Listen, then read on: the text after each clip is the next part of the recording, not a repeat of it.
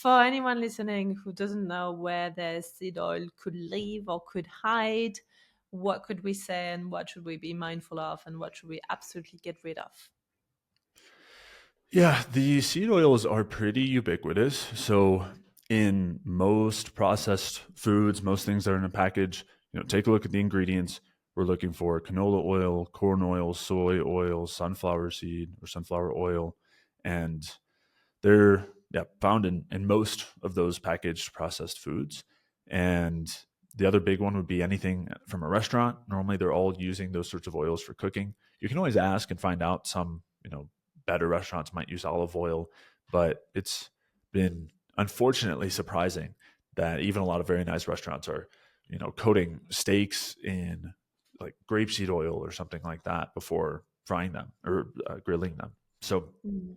it can be a challenge to avoid them, but restaurants are a big one. Fried food is the biggest, right? If we're talking about French fries or something like that, those are fried directly in those sorts of seed oils. And then I think there are some hidden ones too that a lot of people aren't aware of.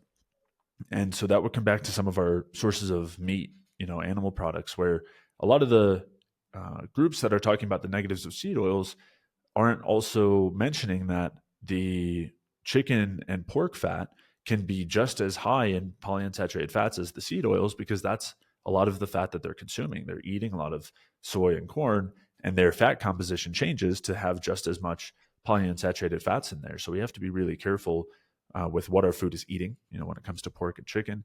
And if you're not sure, or if it's not ideal, I would just lean toward really lean cuts, like chicken breast, for example, which, even though the chicken might have high amounts of PUFA in there, basically high amounts of seed oils, the chicken breast is very lean. So you're not going to be getting much of that fat.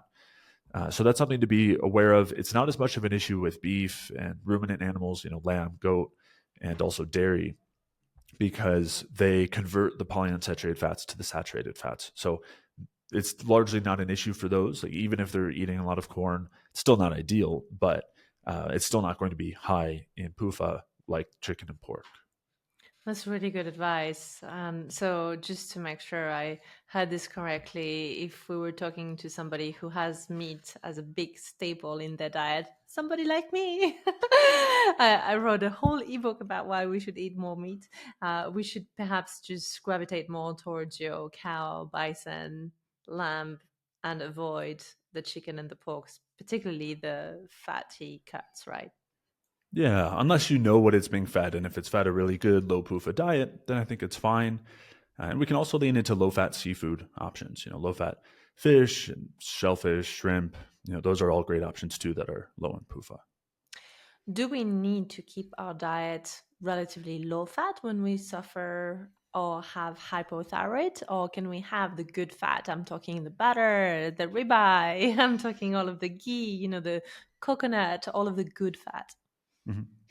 Yeah, those fats are great, and most of the time we're fine having a decent amount of those. The reason I was talking about low fat when it comes to the seafood is the same as for the chicken and pork, right? If we're going to eat those, we want the lean cuts because we don't want a lot of those polyunsaturated fats. Um, Sure. but yeah, I mean, butter, coconut oil, olive oil, macadamia nuts, tallow, are all great, very low PUFA fats.